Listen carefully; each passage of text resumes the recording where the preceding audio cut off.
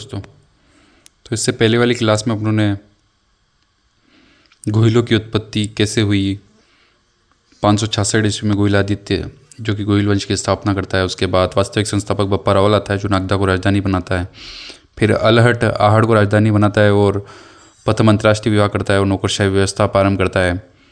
उसके बाद अपनों ने जैत्र सिंह पढ़ा है जो नागदा को पुनः राजधानी बना लेता है और उस समय तमिश को हराता है भूताला के युद्ध 1227 में और चित्तौड़ को अपनी राजधानी बनाता है।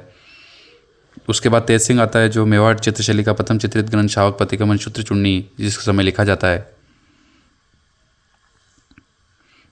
उसके बाद रतन सिंह जो कि रतन सिंह के समय पद्मिनी जौहर करती है, पद्मिनी और नागमती रतन सिंह की पत्नी, और पद्मिनी के चाचा कोरा और बादल रतन सिंह के साथ केसरिया करते हैं और राजस्थान का प्रथम शाका जब अलाउद्दीन खिलजी आक्रमण करता है तब होता है। अलाउद्दीन खिलजी 28 जनवरी 1303 को रवाना होता है और 26 अगस्त 1303 लगभग 6 महीने में चित्तौड़ विजय कर लेता है। तो अपन पढ़ेंगे आज से। उसके बाद लगभग 1303 से 1326 तक 23 साल मुस्लिमों का आधिपत्य रहा चित्तौड़ पर।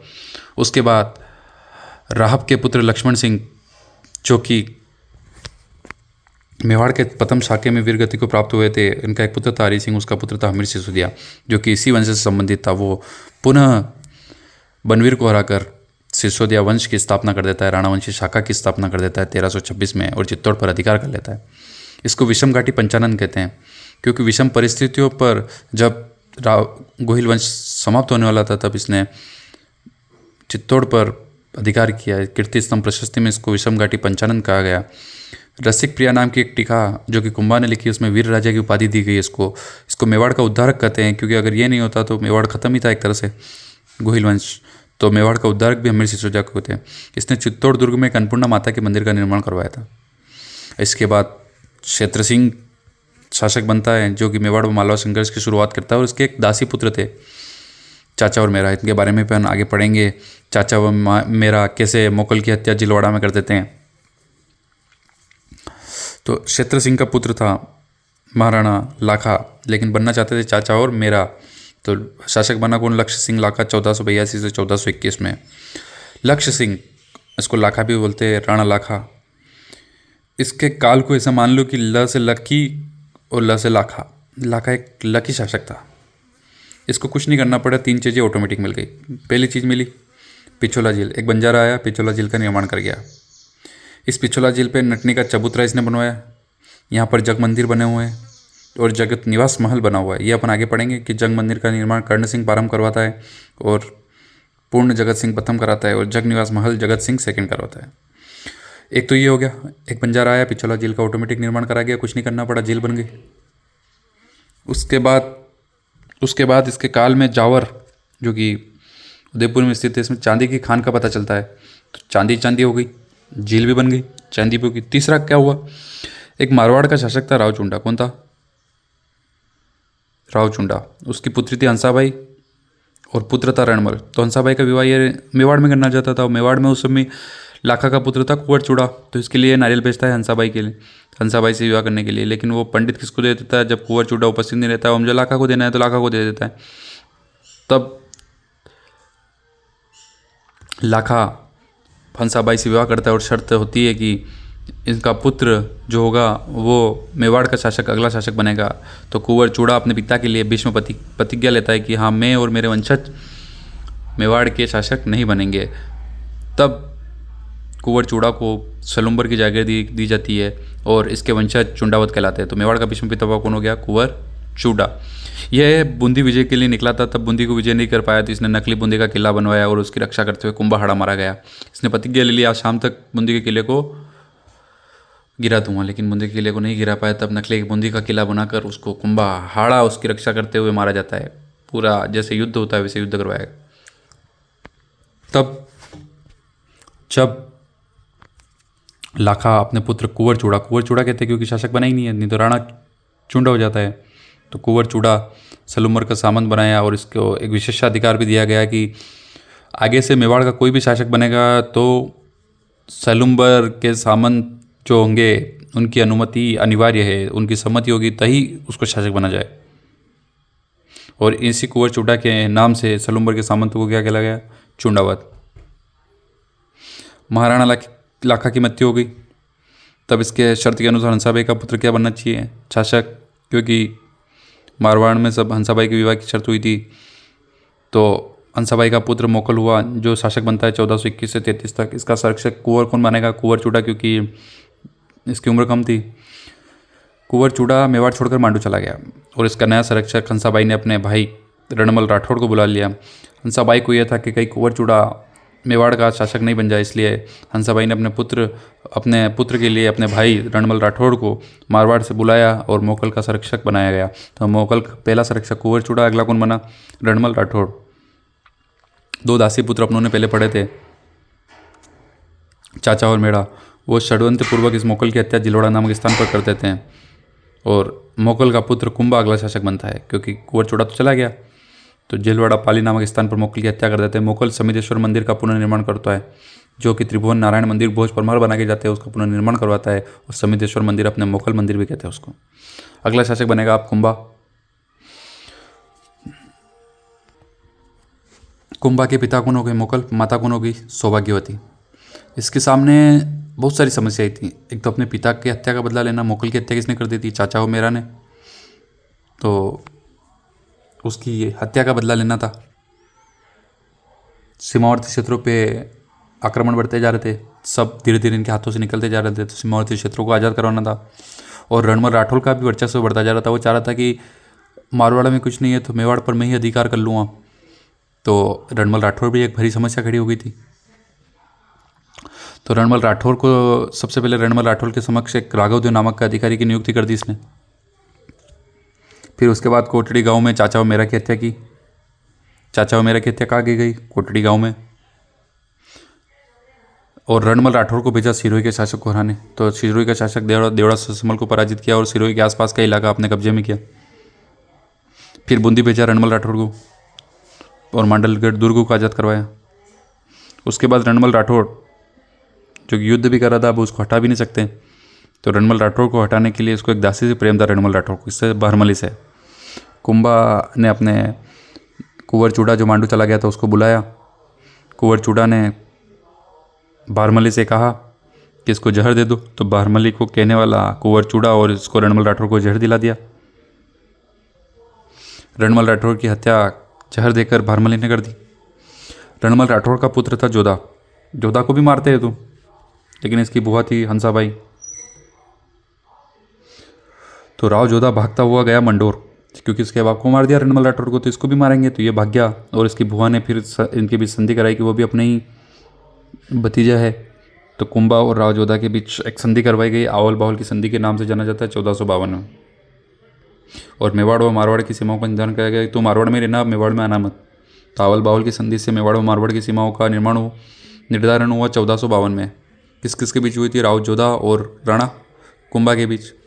आवल बावल की संधि में घटना और होती है। राव जोधा की पुत्री थी श्रृंगारकुरी, जिसका विवाह राणा कुंभा के पुत्र से करवाया जाता है। कुंभा मेवाड़ मालवा संघर्ष चलता है। मालवा का शासक था महमूद खिलजी। इस संघर्ष के प्रमुख कारण थे, एक गागरोन के आसपास होशंग शाह रहता था, उसने महमूद खिलजी को पराजित किया और कुंभा से सहायता लेकर।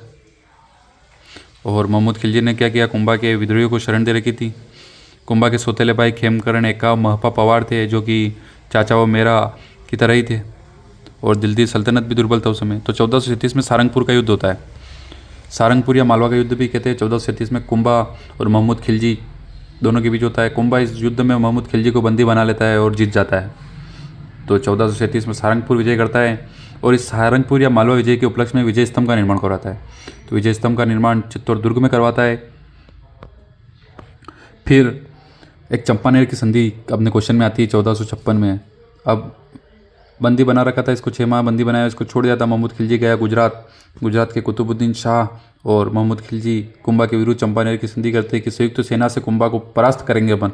तो चंपानेर की संधि महमूद खिलजी मालवा और गुजरात के शासक कुतुबुद्दीन शाह के बीच होती है। और फिर होता है बदनौर का युद्ध। गुजरात और मालवा की संयुक्त सेना बदनौर के आसपास आकर युद्ध के लिए तैयार खड़ी रहती है। इधर से कुंभा आता है नागौर की सेना के साथ और जीत जाता है।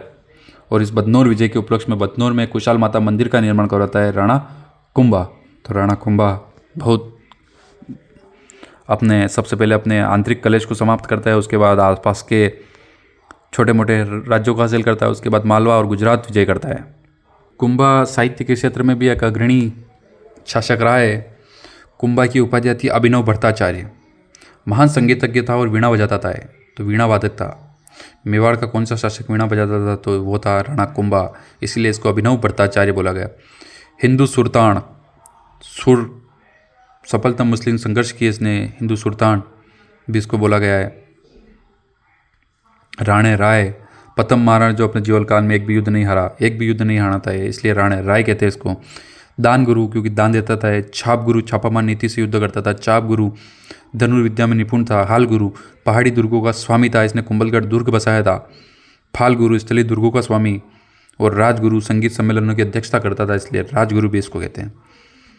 महाराणा कुंभा के संगीत गुरु थे सारंग व्यास। इनकी पुत्री रमाबाई, वो भी एक महान संगीतज्ञ हुई, जिसको वागेश्वरी की उपाधि दी गई थी इनके द्वारा। इनकी बहन लीला मेवाड़ी का विवाह अचलदास खिची, जो कि गांगरों के राजा थे, उनके साथ किया गया। कुंभा की कुछ रचनाएं, संगीत राज, जो कि 5 कोशों में बटा हुआ है। संगीत राज, संगीत मीमांसा, संगीत रत्नाकार, सुधा प्रबंध, सुर प्रबंध, चंडी शतक, कामराज इतिहास आदि रचनाएं कुंभा की। तो ये क्वेश्चन आता है कि भाई संगीत राज, संगीत मीमांसा, संगीत रत्नाकार किसकी रचना है? कुंभा ने एक टीका भी लिखी थी, रसिक प्रिया नाम की टीका, जिसमें हम्मीर को वीर राजा की उपाधि दी गई है। एक उन्होंने ग्रंथ लिखा था, एक लिख महात्म्य, जिसकी शुरुआत तो इन्होंने कुंभा ने कर दी थी, लेकिन कुंभा की मृत्यु हो जाती है, तो इसको पूरी करता है कान्हा व्यास। कुंभा के दरबार विद्वान मंडन, जो कि वास्तुसार, एक शिल्पीकार भी था। ये गुजरात का रहने वाला था। इसने वास्तुसार, वास्तु मंडन, विश्ववल्लभ, देवमूर्ति प्रकरण, शगुन मंडन, रूप मंडन, प्रसाद मंडन, इसका नाम ही मंडन है, तो मंडन वाली तो आपको याद रखने की जरूरत ही नहीं है। वास्तु मंडन इनका हो गया, शगुन मंडन हो गया, रूप मंडन हो गया, प्रसाद मंडन अपन को याद रखनी। वास्तुसार ये इंपॉर्टेंट है। और वास्तु मंडन तो इसकी, और वास्तु मंजरी है इसके भाई की, नाथा की। तो वास्तु मंजरी कई बार अपन कंफ्यूज हो जाते हैं, वास्तु मंजरी भी मंडन की करके आ जाते हैं, तो ये ध्यान रखना है। वास्तु मंडन तो मंडन की और वास्तु मंजरी है नाथा की। फिर मंडन का पुत्र था गोविंद, इसका भाई, सारा परिवार यहीं रहता था, जिसने द्वार दीपिका और कलानिधि की रचना की। और इसके दरबारी विद्वान थे पोमा, जेता और पुंजा। तो ये कुंभा, जो कि खुद संगीत के क्षेत्र में अग्रणी था और अपने विद्वानों को भी, इसके विद्वान भी संगीत के क्षेत्र और वास्तुशिल्प में अग्रणी थे। इसने कुंभलगढ़ में एक दुर्ग का निर्माण करवाया, कुंभलगढ़ दुर्ग का निर्माण, जिसमें कटारगढ़ भी है, वो अपन आगे बढ़ेंगे। फिर इसने एक रणकपुर जैन मंदिर का निर्माण करवाया पाली में। कुंभा के मंत्री धरणक शाह ने इसका निर्माण करवाया था। इसका वास्तुकार था देपाक, ये मथाई नदी के किनारे है। इसको त्रेलक के दीपक और नालिनी गुल्स विमान भी कहते हैं। ये आदिनाथ, ऋषभदेव, जमीनाथ को समर्पित है, क्योंकि जैन मंदिर है। ये इंपॉर्टेंट है। 1444 खंभों पर स्थित है, सब खंभों पर बना हुआ है। और राजस्थान का अश्लील मंदिर, क्योंकि जैन मूर्तियाँ अधिकतर इनमें दिगंबर रहते हैं, जो कि कपड़े धारण नहीं करते, इसलिए राजस्थान का अश्लील मंदिर भी इस रणकपुर को बोलते हैं। फिर कुंभा ने चित्तौड़ दुर्ग में कुकड़ेश्वर महादेव मंदिर, कुंभ श्याम मंदिर और वराह मंदिर, ये इंपॉर्टेंट है, वराह मंदिर का निर्माण कुंभा ने चित्तौड़ दुर्ग में करवाया था। कुंभा ने कुंभलगढ़ दुर्ग का निर्माण कराया था, अचलगढ़ दुर्ग का निर्माण कराया था, बसंतगढ़ दुर्ग का निर्माण कराया था और मचान दुर्ग, ये तीनों सिरोही में है। भोमट दुर्ग भील जाति पर नियंत्रण करने के लिए भोमट दुर्ग डूंगरपुर बांसवाड़ा के आसपास भी कुंभा द्वारा बनवाया गया था। मेर जाति पर नियंत्रण करने के लिए मचान दुर्ग और भोमट भील जाति पर भोमट दुर्ग। उसके बाद इसको कालांतर में उन्माद रोग हो जाता है और 1468 में जब कटारगढ़ दुर्ग में मामादेव कुंड के पास कुंभा आराम कर रहा था, तब इसके पुत्र उदा ने इसकी हत्या कर दी। तो मेवाड़ का प्रथम पितृहंता कौन हो गया? उदा या उदीकरण मेवाड़ का प्रथम पितृहंता हो गया, जो कुंभा की हत्या 1468 में कर देता है। 1473 में मेवाड़ के सरकारों ने उदा को मेवाड़ से भगा दिया, क्योंकि एक कुंभा जो कि इतना महान शासक हुआ, इसने अपने आसपास के इलाकों को आज़ाद करवाया, इतना बड़ा शासन किया, विजय स्तंभ बनवाया, मालवा की सेना को परास्त किया, मालवा और गुजरात की संयुक्त सेना को परास्त किया बदनौर के युद्ध में। तो एक बहुत महान शासक हुआ था कुंभा, जिसकी हत्या ऐसे लोग कर देते हैं, तो ये बहुत ही सोचने वाली बात है। तो उदा को मेवाड़ के सामंत इसको यहाँ से भगा देते और आकाशीय बिजली गिरने से उदा की मृत्यु हो जाती। उसके बाद रायमल जब आवल बावल की संधि पड़ी थी तब उन्होंने पढ़ा था कुंभा के पुत्र राईमल का विवाह जोधा की पुत्री श्रृंगार कौरी से करा दिया जाता है 1452 में। तो इससे एक पुत्र उत्पन्न होगा जो कि इसका अगला शासक बनेगा। चित्तौड़ दुर्ग में एक अद्भुत शिव मंदिर का निर्माण राईमल करवाता है।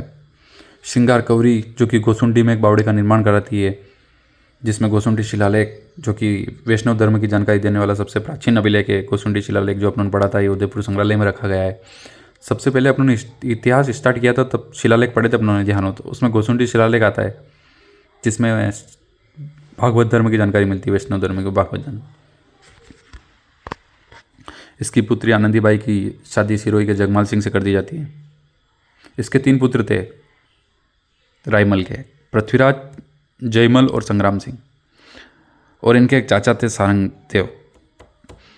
ये तीनों में सबसे बड़ा भाई पृथ्वीराज था। इसकी पत्नी तारा थी जो कुछ समय अजमेर में रही थी, तब इसी के नाम पर तारागढ़ दुर्ग इसका नाम पड़ा था। इसको उन्ना राजकुमार कहते हैं पृथ्वीराज को। इसका एक और भाई जयमल था और सबसे छोटा था संग्राम सिंह या राणा सांगा। ये तीनों एक बार एक ज्योतिषी के पास गए कि हम में से तीनों में से अगला शासक कौन बनेगा। तब उस ज्योतिषी ने इनकी कुंडली देखकर बताया कि अगला शासक तो संग्राम सिंह के योग बन रहे। तब तीनों भाई आपस में लड़ाए और संग्राम सिंह वहाँ से भाग गया और इसकी एक आँख फोड़ दी थी पृथ्वीराज ने, तो वहाँ से भाग गया था और ये गया था अजमेर श्रीनगर करमचंद पवार के पास। करमचंद पवार ने इसको शरण दी, अजमेर भाग गया था संग्राम सिंह, क्योंकि यहाँ रुकता दोनों भाई मार देते भाई अगला शासक ये बनेगा, अपना नंबर तो आ ही रहा है और शासक बनना ये दोनों चाहते थे। तो संग्राम सिंह श्रीनगर के करमचंद पवार के पास शरण लेता है। अब कालांतर में पृथ्वीराज कुंवर पृथ्वीराज जो कि उन्ना राजकुमार के नाम से बचता है ये भी मर जाता है, जयमल भी मर जाता है, तो अगला शासक बनेगा संग्राम सिंह। 1509 से 28 लगभग 20 साल इसने शासक किया सांगा ने। अब इसको शरण देने वाला कौन था? अजमेर चला गया था करमचंद पवार। तो करमचंद पवार को सबसे पहले बुला के जब ये शासक बना तो इसने रावत की उपाधि प्रदान की, क्योंकि विषम परिस्थितियों में इसका साथ किसने दिया था? करमचंद पवार ने, तो इसको रावत की उपाधि दी। इसको बनेड़ा मांडलगढ़ पर्वतसर की जागीरें भी दी इसको। इसकी उपाधियाँ थी हिंदूपथ। हिंदू सुल्तान कौन? कुंभा। हिंदूपथ कौन? संग्राम सिंह। 16वीं शताब्दी में सबसे शक्तिशाली हिंदू राजपूत राजा था, इसलिए हिंदूपथ कहा गया है। सैनिक भग्नावशेष शेष मानव का खंड। इसके शरीर पर 80 घाव थे। एक आग तो इसके पृथ्वीराज भाई ने फोड़ दी थी, तो 80 घाव थे इसके शरीर पर। इसको देख लेते थे तो आदमी डर जाता था। तो सैनिकों का भग्नावशेष या मानव का खंडर कहते थे कर्नल जेम्स टोड। यह देवनारायण जी का भक्त था। मेवाड़ का एक शासक जो देवनारायण जी का भक्त था वो था राणा सांगा।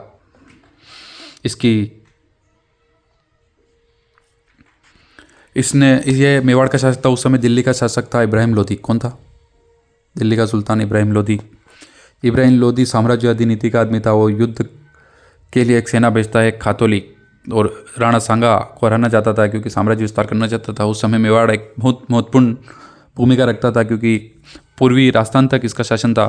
तो खातोली का युद्ध होता है कोटा में 1517 में इब्राहिम लोधी और दोनों के बीच में, और 1518 में बाड़ी का युद्ध होता है। तो राणा सांगा और इब्राहिम लोधी के बीच 2 युद्ध होते हैं, एक खातोली का युद्ध, एक बाड़ी का युद्ध। खातोली का युद्ध कोटा, बाड़ी का युद्ध धौलपुर 1517 में और 1518 में। इसके 2 सेनापति मारे जाते हैं इब्राहिम लोधी के, मियाँ माखन और मियाँ हुसैन। उसके बाद 1519 में गागरोन का युद्ध होता है जो महमूद खिलजी सेकेंड मालवा का शासक इस पर आक्रमण करता है और ये भी राणा सांगा जीत जाता है। 1520 में ईडर का युद्ध होता है। मिर्जा सुल्तान जो कि गुजरात का शासक था ये भी आक्रमण करता है। तो सबसे पहले दिल्ली के शासक इब्राहिम लोधी को हराता है 2 युद्धों में, खातोली का युद्ध, बाड़ी का युद्ध। उसके बाद मालवा के शासक महमूद खिलजी को हराता है। फिर मिर्जा सुल्तान गुजरात के शासक को हराता है। तो 2 साल तो इससे युद्ध लड़ा इब्राहिम लोधी से 1718 में। 19 में महमूद खिलजी से गागरोन का युद्ध और मिर्जा माखन से ईडर का युद्ध 1520 में। तो ये 4 युद्ध अपनों ने मेन पढ़े।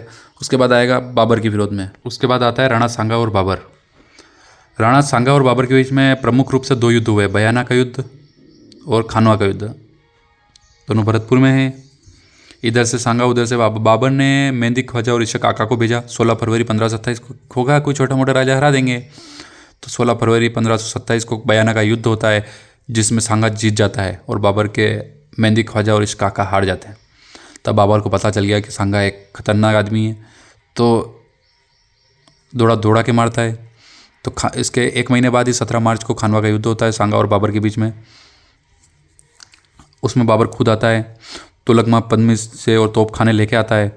जिहाद घोषित कर देता है वो, और जीत कर अपनी गाजी की उपाधि धारण करता है। तो बाबर ने गाजी की उपाधि खानवा के युद्ध के बाद ही धारण करी थी। ये पाती पेरवन प्रथा सांगा के समय से चली आ रही थी। सभी से पाती भेजते थे और युद्ध के लिए बुलाते थे। तो इसके साथ साथ राजा 9 राव 104 सामंत थे। इनकी सेना थी 1:4 में। 1000 अगर सांगा के पास है तो 4000 बाबर के पास है। इस समय मारवाड़ से मालदेव, मेड़ता से वीरमदेव, आमेर से पृथ्वीराज, कच्छावा बीकानेर से कल्याणमल, राठौड़ जगनेर से अशोक परमार, चंदेरी से मेदिनी राय, सादड़ी से झाला अज्जा और रायसेन से सलदी तंवर, और 2 मुस्लिम सेनापति भी थे, हसन खां मेवाती और महमूद लोदी। महमूद लोदी दिल्ली से यहाँ गया था, हसन खां मेवाती, ये सब राणा सांगा की तरफ से लड़ते हैं। युद्ध चलता है भयंकर, और इस युद्ध में बाबर जीत जाता है। अब घायल सांगा को बसवा ले जाया गया। बसवा ले जाते समय रास्ते में कालपी में इसकी मृत्यु हो जाती है और मांडलगढ़ में अंतिम संस्कार किया जाता है। तो सांगा की छतरी बनी हुई है मांडलगढ़ में। राणा सांगा की 2 पत्नियां थी, धनभाई और कर्मावती। कर्मावती थी हाड़ी रानी पुंदी की, और धनभाई के 2 पुत्र थे, भोजराज जो कि मीराबाई का पति था और इसकी मृत्यु हो जाती है। उसका एक पुत्र और बनता है रतन सिंह। राणा सांगा का अगला पुत्र रतन सिंह मेवाड़ का शासक बनता है। कर्मावती के 2 पुत्र थे, विक्रमादित्य और उदय सिंह। ये अपने पुत्रों को मेवाड़ का शासक बनाना चाहती थी। तो रतन सिंह के साथ विक्रमादित्य और उदय सिंह छोटे ही थे, तो ये जाते हैं अपने मामा के वहाँ बूंदी के। तब कर्मावती रहती है रतन सिंह को भी साथ ले जाओ। तो रतन सिंह जाता है और अपने भाई को बोल देती है कि रतन सिंह आ तो 3 रहे हैं, कौन? रतन सिंह, विक्रमादित्य और उदय सिंह, लेकिन रिटर्न आना 2 ही चाहिए, विक्रमादित्य और उदय सिंह। रतन सिंह को वहाँ पर बूंदी में अहोरिया उत्सव के दौरान कर्मावती के भाइयों द्वारा मार दिया जाता है। लेकिन सांगा के बाद बनता है रतन सिंह। फिर बचा कौन? विक्रमादित्य। तो विक्रमादित्य शासक बनता है कर्मावती के कारण। उस समय बहादुर शाह, गुजरात के बहादुर शाह का आक्रमण होता है। 1533 में कर्मावती इसको रणथंभौर दुर्ग देती थी बहादुर शाह को, तो ये बिना युद्ध के पुनः चला जाता है। 1534-35 में पुनः बहादुर शाह का आक्रमण होता है 1 साल बाद। तब कर्मावती हुमायूं को राखी भेजती है कि भाई हमारी रक्षा करो, एक भाई होने के नाते। तब हुमायूं नहीं आता है क्योंकि शेरशाह सूरी में बिजी था उसके युद्धों में। तब चित्तौड़ का दूसरा शाखा होता है। विक्रमादित्य और उदय सिंह को ये पुनः बूंदी भेज देती है। बाघ सिंह के नेतृत्व में केसरिया होता है। देवलिया के ठाकुर थे बाघ सिंह, जिनकी छतरी बनी हुई है पहले गेट पर। फिर कर्मावती 1300 ईस्वियों के साथ जौहर करती है, और ये आस्थान का दूसरा शाखा होता है 1534-35 में गुजरात के बहादुर शाह के समय। फिर बनवीर तारा एक दासी पुत्र था राणा सांगा का, बनवीर, वो विक्रमादित्य की हत्या कर देता है और उदय सिंह को भी मारने का प्रयास करता है। तब पन्नाधाय अपने पुत्र चंदन का बलिदान देकर इसको चित्तौड़ से कुंभलगढ़ भेज देती है। कहाँ भेज देती है? कुंभलगढ़ दुर्ग। और आशा शाह देवपुरा के अधीनस्थ करके आ जाती है। तो पन्नाधाय अपने पुत्र का बलिदान देकर, ऐसी योद्धाएं हुआ करती थी पहले। राजस्थान के इतिहास में पुरुषों के साथ साथ महिलाओं ने भी बहुत महत्वपूर्ण योगदान दिया है, जो कि पन्नाधाय के माध्यम से अपन सब समझ सकते हैं। अब 3 भाई थे। सांगा के बाद रतन सिंह बनता है। रतन सिंह के बाद कर्मावती के द्वारा विक्रमादित्य को बनाया जाता है। विक्रमादित्य भी मर जाता है, उसका भाई उदय सिंह बनेगा। कौन बनेगा? उदय सिंह। बनवीर कुछ समय के लिए चित्तौड़ पर शासन करता है। जब बहादुर शाह बनवीर को यहाँ छोड़ के चला जाता है, 1536 से 40 4 साल शासक करता है। 9 कोठा महल का निर्माण करता है। 1537 में उदय सिंह कुंभलगढ़ दुर्ग में इसका राज्याभिषेक कर दिया जाता है उदय सिंह का, और कुंभलगढ़ दुर्ग कुंभा बना के चला गया था। तो उदय सिंह का राज्याभिषेक कुंभलगढ़ दुर्ग में करवाया जाता है। उनके बीच मावली का युद्ध बनवीर और उदय सिंह के बीच मावली का युद्ध 1540 में, जिसमें उदय सिंह जीत जाता है और बनवीर को हराकर चित्तौड़ पर अधिकार कर लेता है। तो मावली का युद्ध में चित्तौड़ पर अधिकार हो जाता है। 1534-35 में बहादुर शाह के पास गया, 6 साल में पुनः आ गया।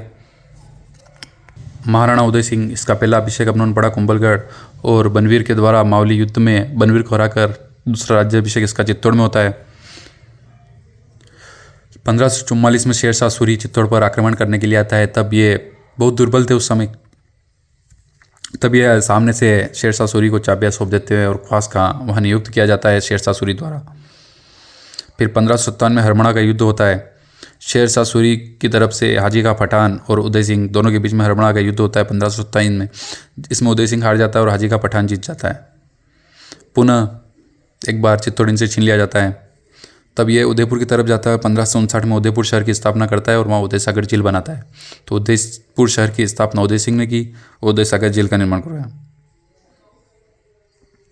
इसके समय अकबर का चित्तौड़ अभियान होता है 1567-67 में।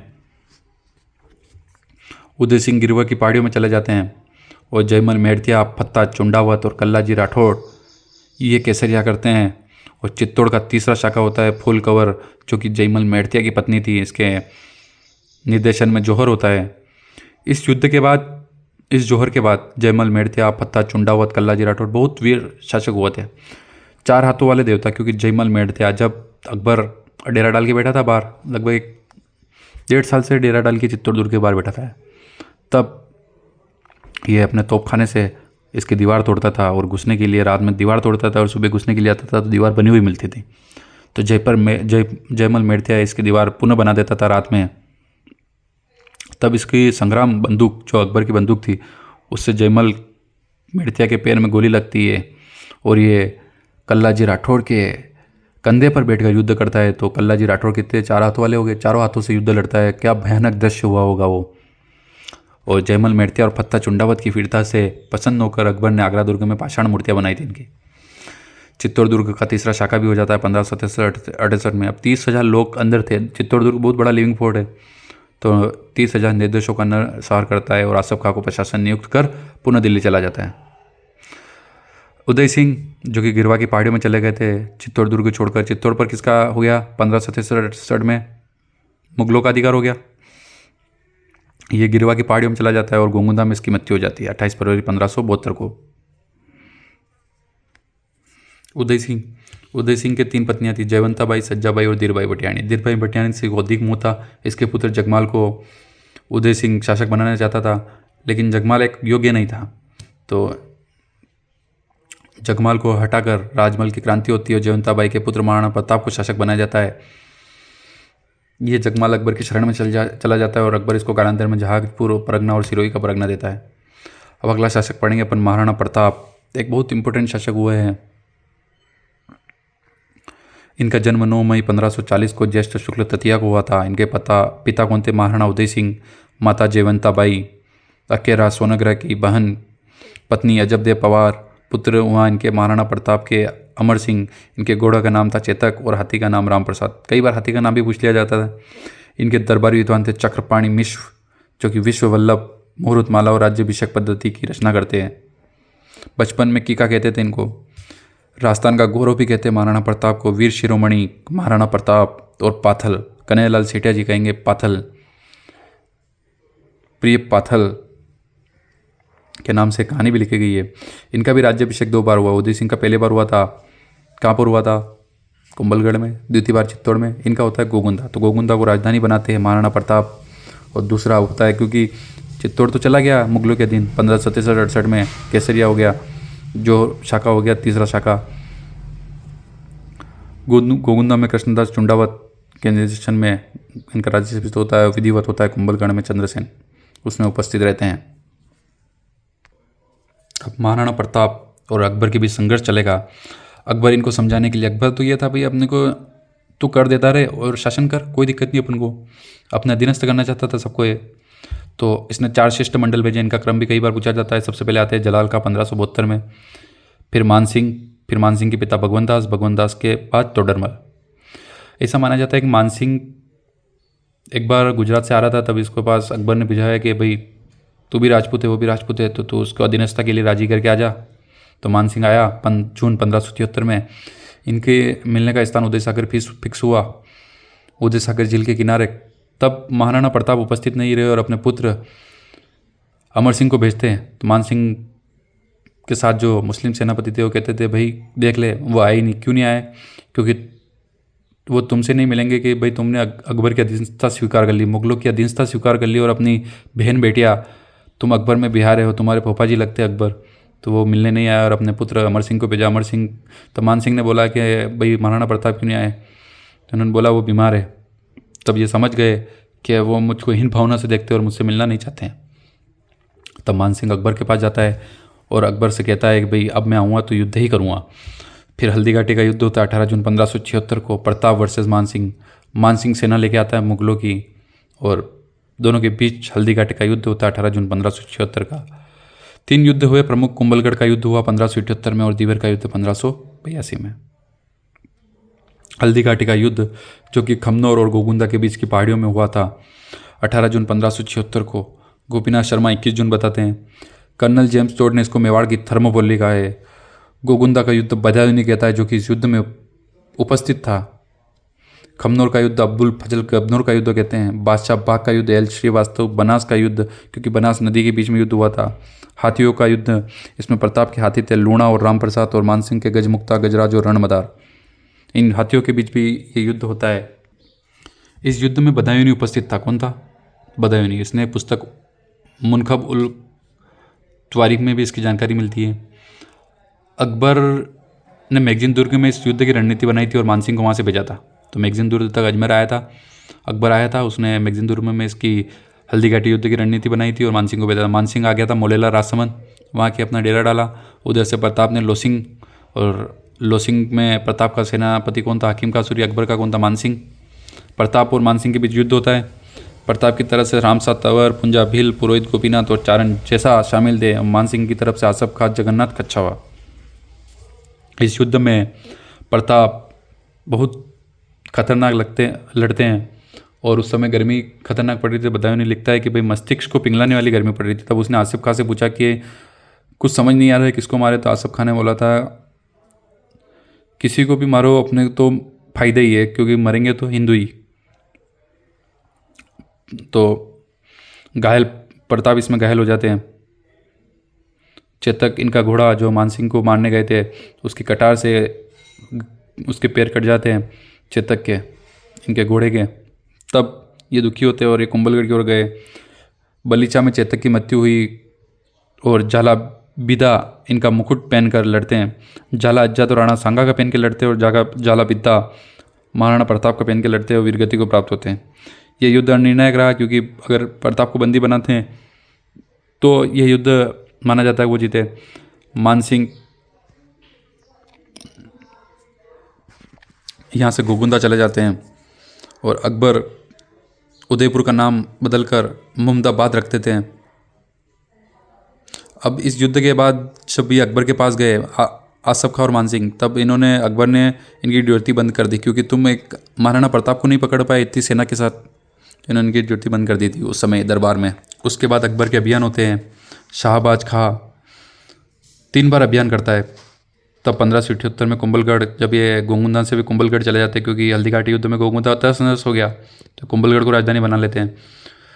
तो 1578 में कुंभलगढ़ का युद्ध होता है और कुंभलगढ़ पर अधिकार कर लेते हैं शाहबाज खां। तब भामाशाह और अकबर की महाराणा प्रताप की सहायता की जाती है। फिर 1580 में अब्दुल रहीम खाने खाना आता है और 1584 में जगन्नाथ कच्छावा अंतिम अभियान करता है। तो प्रताप के विरुद्ध अंतिम अभियान कौन सा था? जगन्नाथ कच्छावा। अब अकबर प्रताप इन पहाड़ियों में कौन सी राजसमंद और उदयपुर के बीच की पहाड़ियों में प्रताप छुपा हुआ और अपना, तो इन्होंने 4 सैनिक छावनियाँ बनाई, देवारी, तेसूरी, दिवेर और देवल के। इसके बीच में तो प्रताप को पकड़ो। तब प्रताप दिवेर पर आक्रमण कर देता है और दिवेर छावनी को तहस-नहस कर देता है। दिवेर का युद्ध होता है 1582 में। यहाँ सुल्तान खां को हराया। इसको मेवाड़ का मैराथन कहते हैं कर्नल टोड, और प्रताप के गौरव का प्रतीक क्योंकि अकबर के विरुद्ध प्रताप की प्रथम व अंतिम विजय थी। पहली विजय यही थी दिवेर के युद्ध। फिर चावंड को अपनी राजधानी बनाते हैं। दिवेर के आसपास चावंड को सबसे पहले किसको बनाते हैं? गोगुंदा को। गोगुंदा के बाद कुंभलगढ़, कुंभलगढ़ के बाद चावंड। तो सबसे अंतिम व सबसे लंबे समय तक राजधानी रही है प्रताप के समय चावंड 1585 में। 19 जनवरी 1587 को चावंड में मृत्यु हो जाती है। 1597 में प्रताप की छतरी बाडोली में बनी गई है। चेतक की समाधि कहाँ है? बलीचा मृत्यु हुई थी तो बलीचा में है। और हकीम का सूरी जो कि प्रताप की तरह से लड़ा था, हकीम का सूरी की छतरी है खमनौर में। पृथ्वीराज राठौड़ जो कि अकबर के दरबार में था, उसने एक पत्र लिखा था प्रताप को। पाथल पीतल, इसलिए प्रताप को पाथल कहा जाता है, पीतल कहता है पृथ्वीराज राठौड़ को। इस पर कहानी लिखी गई है कन्हैयालाल सेठिया द्वारा। फिर इसके बाद अमर सिंह, महाराणा प्रताप का पुत्र अमर सिंह शासक बनता है। ये अपन अगली क्लास में पढ़ेंगे। धन्यवाद।